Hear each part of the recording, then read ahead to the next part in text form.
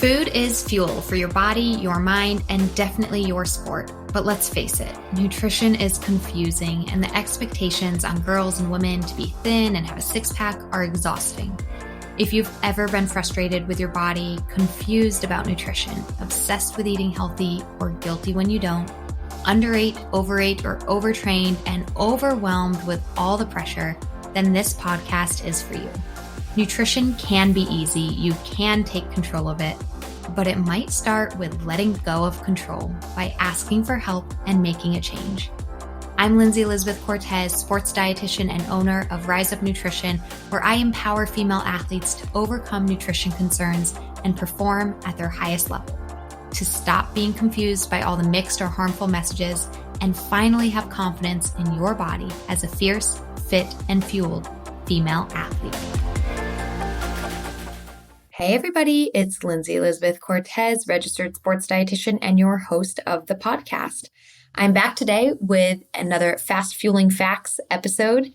So this is just our third one. I do solo episodes from time to time, but just about a month ago or 6 weeks ago decided that I wanted to do some solo episodes that just got straight to the facts, kind of what are the sports nutrition guidelines? What do the textbooks say? What are the key takeaways on specific fundamental nutrition topics? And so I did two of them about 6 weeks ago, but then we had some great guests lined up. And so I'm back today with another episode of Fast Fueling Facts. And today we are diving all into hydration. Today's episode will be using explanation, guidelines, and quotes directly from 3 different publications to guide us in this topic. So those 3 publications are the National Athletic Trainers Association position statement on fluid replacement for the physically active. This was published in 2017. Then the American College of Sports Medicine, or ACSM, fluid and electrolyte replacement position stand from 2007. I know that sounds old, but it is the most recent one from the ACSM. And honestly, it's still just like good, solid information. I suppose, honestly, in this much time, like the fundamentals of how to hydrate haven't changed necessarily with more research. But there have been a few studies in the past 5, maybe up to 10 years that have researched hydration specific to women, and that's where some needs might be different. So I found some excerpts that I'll pull from a 2022 review, which will guide us today. But even still, it doesn't make the position statements from the National Athletic Trainers Association and from ACSM wrong or inadequate. It's honestly just, some newer research on women gives us some things to think about or frankly need more research on. So anyways, let's dive into it. Let's get to the facts. First of all, water, just like getting straight to it, that is a major component of your body. It accounts for approximately 73% of lean body mass in young adults. So the water content in your body is a huge proportion of your body and therefore affecting how everything in your body works. Body water is distributed within your cells. We call that intracellular fluid, between your cells, which is interstitial fluid, and then in your plasma, which is intravascular fluid. Total body water and overall hydration are normally maintained in a relatively narrow range from 1% hyperhydration, which would be like overhydrated, overly hydrated, like 1% overly hydrated, to 3% hypohydration or underhydrated. But that's considered like normal, like this plus 1% to negative 3% is still like within a normal range.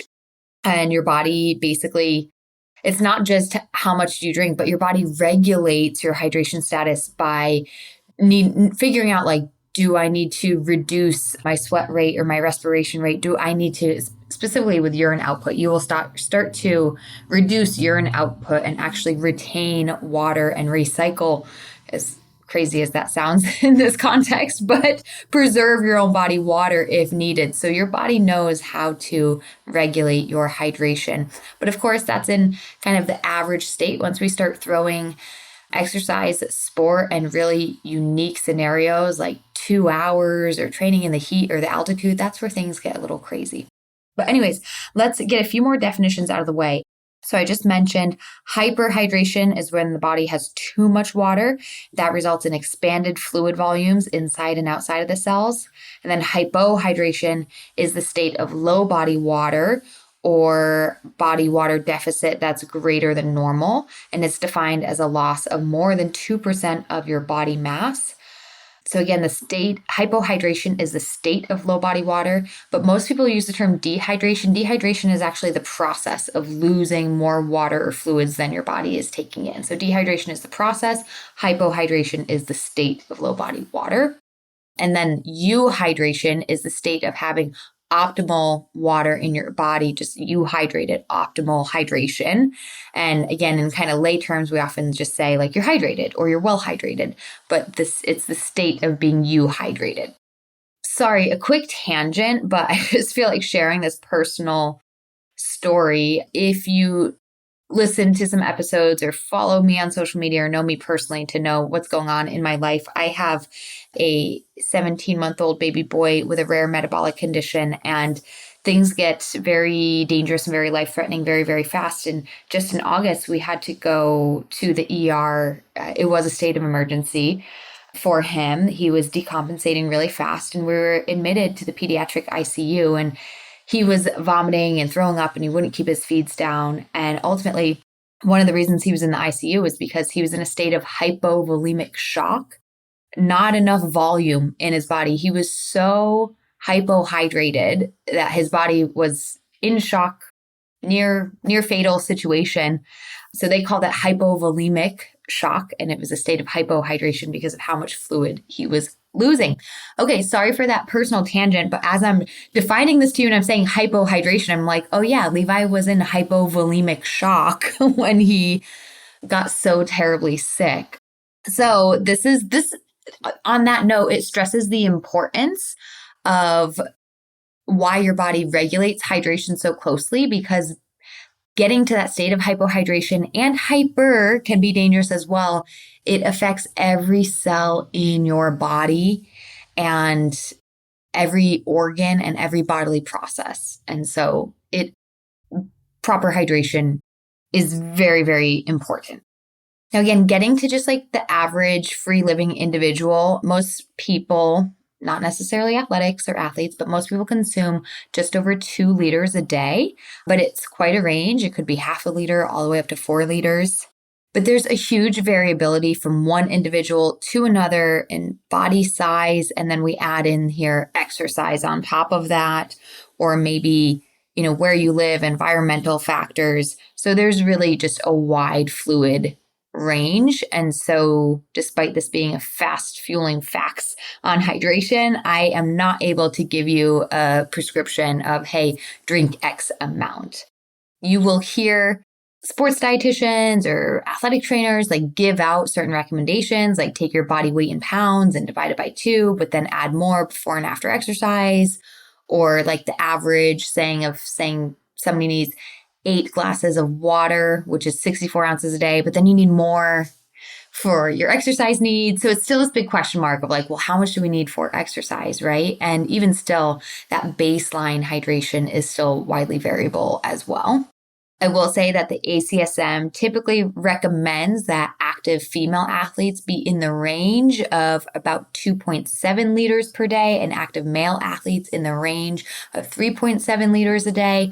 However, they also, very clearly specify that this is highly variable, and sweat rate testing and type, duration, intensity of exercise and environmental factors play a huge role in adding more or not needing quite as much as that. Very interestingly, when humans have access to fluids and they just drink to their thirst voluntarily, we find that most humans are able to stay pretty well hydrated and stay in a state of euhydration. And even during time periods of sweat losses or exercise, the average human just voluntarily drinking to thirst can replace approximately 2/3 of that. So that's pretty darn good because, hey, I'm replacing 2/3 of it, and then my body figures out the rest, like I mentioned before, of maybe retaining more water if they need it or whatever it might be to get that state of hydration back to where it needs to be and optimally thermoregulate and maintain cardiovascular function.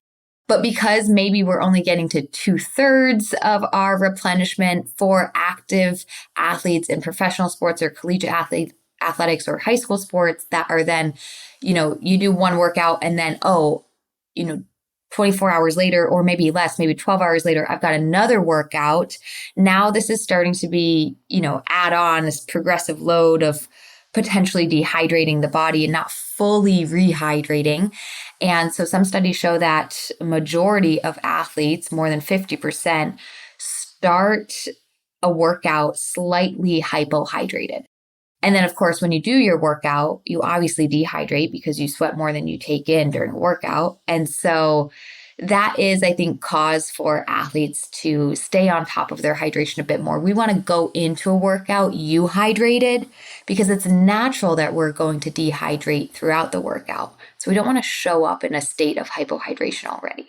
So to kind of summarize that, my takeaway is that you can trust your voluntary thirst and fluid intake, but as an athlete, probably focus a little bit more on the pre-hydration, pre-workout hydration, and of course, the post to fully recover. Okay, and again, just kind of hitting on why hydration is important. When you're optimally hydrated, you are optimizing your athletic performance, maximizing the transfer of metabolic heat, maintaining mood, facilitating recovery from exercise, enhancing your cardiovascular function. But when you are dehydrating yourself and then you're in a state of hypohydration, starting around approximately 2%, that's when deficits in bodily processes start to happen. One of the biggest issues is that as you're in a state of hypohydration, you have difficulty with thermoregulation and cooling your internal body temperature. Your heart has to actually pump harder. You have decreased blood volume, decreased plasma, decreased fluid volume. Your heart has to work harder to get blood throughout your body. So your heart rate's increasing. Therefore, exercise and training is more difficult. You can fatigue faster. And as your body's working harder, you might be overheating. So reduced performance, early fatigue, heat illness, and possibly even heat stroke can happen. And again, so the big deficits start around 2% body water loss. And so we're just going to do some simple math here. If a sample person weighs 200 pounds, 2% of 200 pounds is 4 pounds. And so that would mean that from the beginning of the workout, you started your run, let's just say at 200 pounds, and you finish your run at 196 pounds, you lost 4 pounds. You did not lose 4 pounds of fat. You did not lose 4 pounds of muscle. You lost 4 pounds of hydration through your sweat. And that's 2%. That's when we start to see the negative effects. Now, it doesn't mean that that's super severe, but that's when you're going to start to see the negative effects. Of note, it actually is possible to overconsume water during exercise. This typically happens in more endurance events like marathon or ultramarathon, or just things where people are like all day long so scared of being dehydrated that they actually overhydrate. And so if you, with that body weight example, if you're in an exercise event and you actually found that you gained weight during the exercise event, so during your 2-hour run, if you went from 200 pounds to 204 pounds, there's a good chance that you hyperhydrated, that you overconsumed. And that, again, is not necessarily good at all, because a big issue with hyperhydrating is that it reduces your blood sodium concentration, sodium, or in lay terms, we might call it your salt. And so that can lead to hyponatremia, which also negatively affects your organ systems and entire body and could be fatal as well.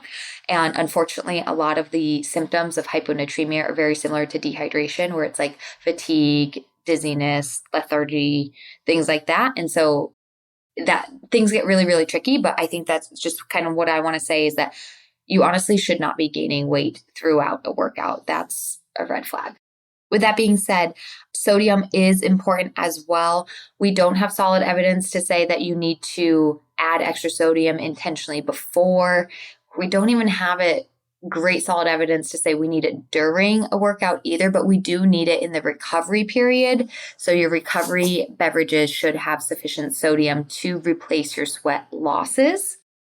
And with that being said, I'm just going to go back to the ultra endurance. Like when we're getting to, hey, it's a 2-hour cycling ride or run or something like that, or swim, just because of how long it is, you're going to want to start replacing your electrolytes during that. But if we're talking about a 60 or 90 minute, soccer game, it's not as crucial to have the electrolytes during, and it's more important to have them after for recovery.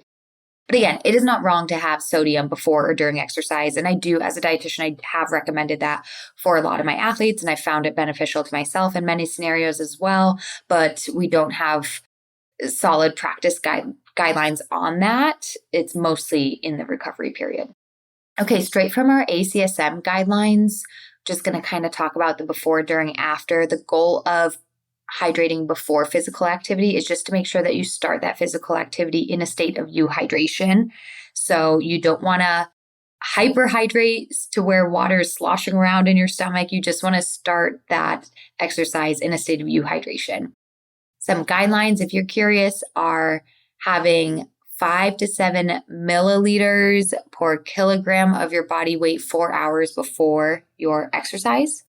So again, 5 to 7 milliliters of fluid per kilogram of your body mass at least 4 hours before the exercise. So you're going to have to do that math to figure out your personal needs, converting your pounds to kilograms and then finding that range. But I honestly just kind of summarized to most people 16 ounces. It's probably somewhere in that ballpark. Have 16 ounces, at least 16 ounces in the 4 hours before.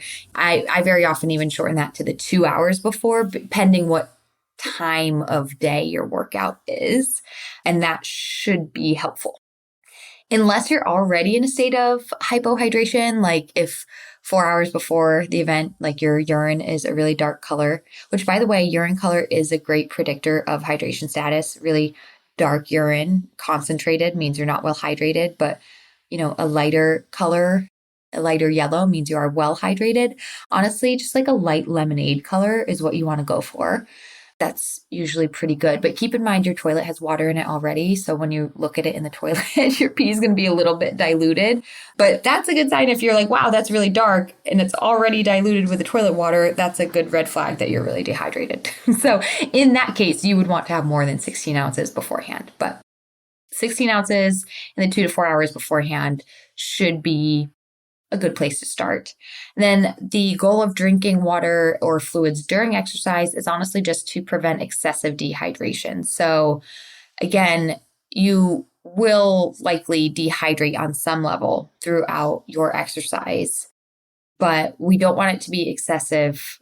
Far more than 2% dehydration is going to affect your performance. Now, I've done fluid testing, sweat rate testing, electrolyte testing, body weight testing before and after workouts in a variety of athletes in a variety of settings. I have seen as high as 8% loss in a military training setting in San Antonio, Texas in the summer, where it was extremely hot and it was a very dangerous scenario.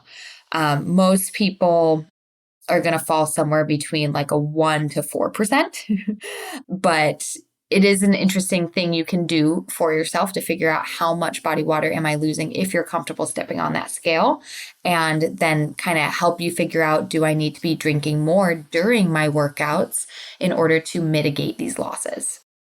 Sweat rates during a workout vary widely. You could be losing less than half a liter per hour, upwards to almost 2 liters per hour of fluid. It's widely variable. The ACSM exercise and fluid replacement guidelines do actually provide a chart with examples of studies and people in different sports and how much sweat they've lost throughout their workouts. Obviously, longer duration, high heat, and full body exercise things are going to have higher sweat rate losses than shorter workout or indoor workout or stop and go type of workout. Okay, and post-exercise, the goal is to fully replace any fluid and electrolytes that were lost during that workout. The aggressiveness of how to rehydrate depends on how dehydrated you became in that workout and the magnitude of your fluid and electrolyte deficit. Typically, most people feel their thirst if they are sweating and tired, and we do tend to chug water, and that's good. However, because if you are chugging in a short time period, your body also is stimulated to flush some of that out and urinate as well. And so you typically want to rehydrate with 150% of what your losses were. So I'm going to go back to the body weight example. We said if somebody was 200 pounds before a workout and then they're 196 after, that was 4 pounds of loss, which is actually 2% body water loss. For every pound of body weight loss, it's actually 16 ounces of fluid to rehydrate with, except you want to do 150% of that. So you would actually want 24 ounces per pound. And then going back to that example, that would be 24 ounces times 4 pounds. That's an extra 96 ounces. That's a massive amount. You don't need to do this all right away, but over the next few hours, that would be the recommended rehydration protocol, because out of those 96 ounces that you are consuming, some of it you're just going to urinate right out. That's just kind of the process of your body rehydrating and getting electrolytes balanced and things like that. But yeah, and again, not everybody's losing a full 2%. I've done sweat rate testing, body weight testing on myself before and after, and sometimes I'm just losing half a pound. And so half a pound would just be 8 ounces of fluid to rehydrate with, but I want 150%. So it would be 12 ounces of fluid to rehydrate with, right? So highly variable. I don't want to freak people out by thinking you need to rehydrate with 96 ounces every time. You do not. But if you're not going to do the body weight stepping on a scale and testing before and after workout, my recommendation is typically for everybody to consume a minimum of 24 ounces of fluid, because that way we're kind of covering that, hey, possibly losing, a pound of body weight throughout a workout, which isn't a state of hypohydration. It's not a severe dehydration, but it is recognizing, yeah, I'm sure we lost body water content throughout the workout. And so that's kind of my go-to. And again, you can go back to the equation I gave you if you want to be more specific towards yourself. Okay, and now I just want to hit on some specifics to women. So actually those position stands from 2007 and 2017, I believe both of them did mention in there that women, just differentiating men's and women's sweat rates, but not to where the science is today. But anyways, in them, they did mention that women typically have lower sweat rates and lower electrolyte losses than men. However, they attributed that typically to the general smaller body size or lower metabolic rate when performing a given exercise task. And yeah, I think that that's terrible science. So that's kind of old school thinking. It's like, no, people, men and women, come in all different body sizes. And so we shouldn't just generalize that women have lower sweat rates just because some women are smaller body size than men. We need to look at each individual. So interestingly, newer research has looked at fluid needs for women, and it might be different due to different phases of the menstrual cycle. So throughout the luteal phase, which is the second half of your menstrual cycle after ovulation up until bleeding, there's fluid shifts and a buildup of interstitial fluid. And some of us even feel that with maybe having a little more like puffiness or edema, or like a little more just like generalized bloat or puffiness that we might feel or see in our bodies as well. A lot of us definitely experience that in the PMS, which is part of the luteal phase, of that bloating or puffiness, or feels like water retention. It's that the fluid is shifting due to our hormones, and we're getting a buildup of water in our interstitial spaces. But interestingly, that doesn't necessarily mean that our cells are well hydrated, and the cells of your body, like your muscle cells that need it for exercise, maybe aren't as hydrated that your muscles need, even though you have that like edema kind of setting in a little bit. So another interesting thing here is that in the luteal phase, the second half of your menstrual cycle, that is where there's a shift in our internal body temperature as women as well. It's anywhere between 0.3 to 0.5 degrees Celsius. So a higher body temperature than in the follicular phase. And I'm so sorry, at the time of recording this, I don't have a specific translation into Fahrenheit. I'm sure can all Google it, but I'm just using my personal knowledge since I track my basal body temperature most mornings. When I'm in my luteal follicular phase, I'm at least half a degree up to a full degree Fahrenheit hotter than I am during my follicular phase. So all that being said, that women in the luteal phase have higher core body temperature. What does this mean? It means that you actually will be sweating more during exercise. If your body temperature is higher, you're actually going to most likely need to sweat more to try and reduce your core body temperature and prevent heat illness and heat injury. And so this is actually potentially where in the luteal phase for women, hydrating more might be an interesting and necessary tactic, especially in situations where we are competing in heat, in humidity, or for long periods of time where exertional heat illness or severe dehydration is a concern. As women in their luteal phase might actually be at a higher risk of more severe dehydration or of heat illness because of our increased core body temperature. Increased core body temperature combined with the fact that our fluid isn't even in our cellular spaces, it's stuck in the interstitial spaces. So it's not helping with our muscles and cooling the body as much as we need it to. Please keep in mind, naturally cycling women with this, clear differentiation between a follicular or luteal phase is what I'm talking about here. Because if you are somebody who's on any form of exogenous hormone or contraceptive or in peri or post-menopause, which is a big chunk of women in one of those categories, then things could be different and you might not have these issues that I just explained.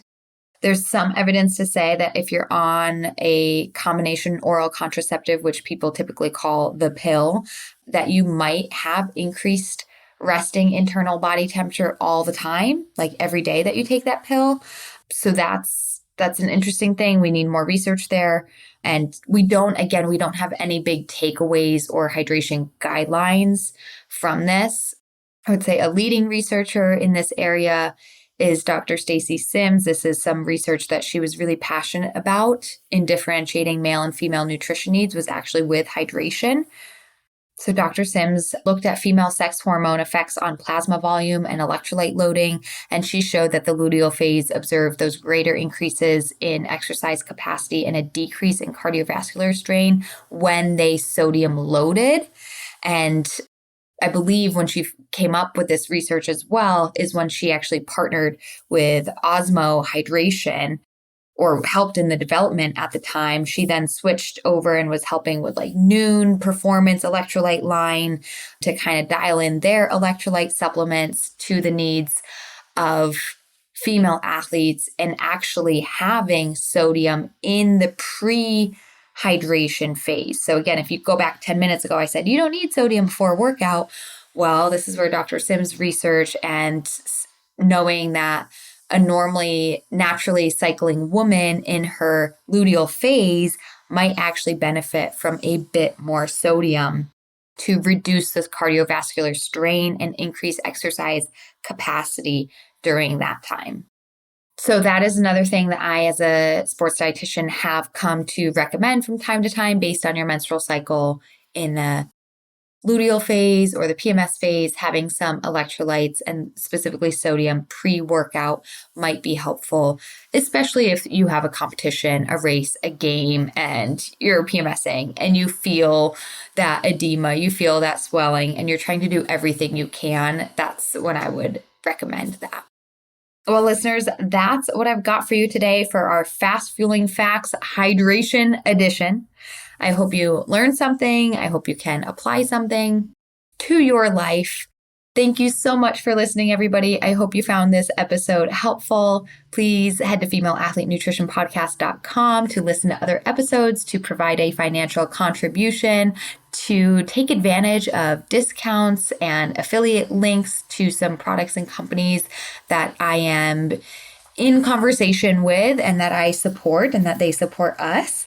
And also, you can submit a form to be a guest on the show or recommend another guest or a topic or just get in contact with me. So femaleathletenutritionpodcast.com for all the things related to this. Please share this episode with a friend, get the word out, leave us a review. I would be so grateful. Thank you. Well, everybody, thanks for listening. I really hope you enjoyed that episode. And if you did, if you are a true fan of female athlete nutrition, then I would love if you could support our podcast by spreading the word. Share a review on your listening channel, give us 5 stars. It really helps get the word out and get the show more views to positively impact others. Also, you can support the podcast by joining our Patreon. Head to patreon.com/femaleathletenutrition to consider a donation, or even better, join our membership where you get extra monthly content and perks. We don't want you to simply listen alone. We want you to be a part of a community and a movement of fierce, fit, and fueled female athletes. So patreon.com/femaleathletenutrition is where you can do exactly that, learn more, and join. A huge thanks to our affiliates and partners as well. Once again, Prevenix, Inside Tracker, Orgain, Practice Better, Jen and Carrie. Please go check them out, and their links in the show notes where you can get deals and discounts. Last, be sure that you do more than just listen. If you need help with fueling, it's time to take action. Head to my website to learn more. You can either book a free call with me to learn more about our coaching programs and how we can work directly with you, whether it's the fast track or otherwise. Or you can take our online self-study course, Female Athlete Nutrition. You can literally sign up and gain access right now. You can explore our downloadable products, including the Red S Recovery Guide, High Iron Fueling Guide. Or if you are a coach of a team, check out our brand new Coaches Toolkit for teams. You can also just learn more. We have a blog, a Red S quiz to see if Red S is affecting you.